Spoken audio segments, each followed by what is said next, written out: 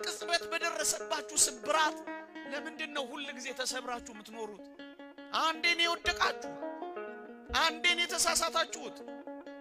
ሁሉ ጊዜ ግን መነሳት አለ።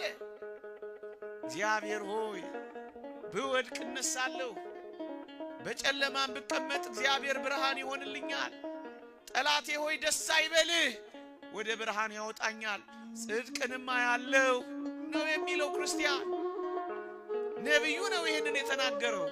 ወጣቶች ዛሬ በሚሆነው ነገር ስራ አጣችሁ ሊሆን ይችላል። ትምህርት አልሳካ ብሎ ተዘግቶ ሊሆን ይችላል።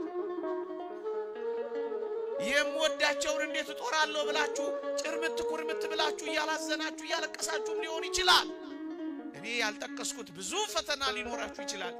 ይሄ ማለት ግን የነገ ህይወታችሁ ነው ማለት ግን አይደለም።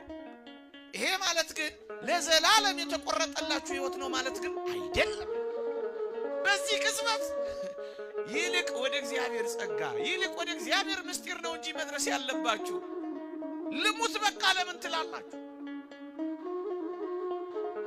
ገና በልጅነታችሁ በጀመረው ነገር የበስተርጅና ዘመናችሁንም ለምን ታበላሻላችሁ? የነገር ፍጻሜ ሌላ ሊሆን ይችላል፣ ደግሞም ይሆናል ከእግዚአብሔር ጋር ከሆነ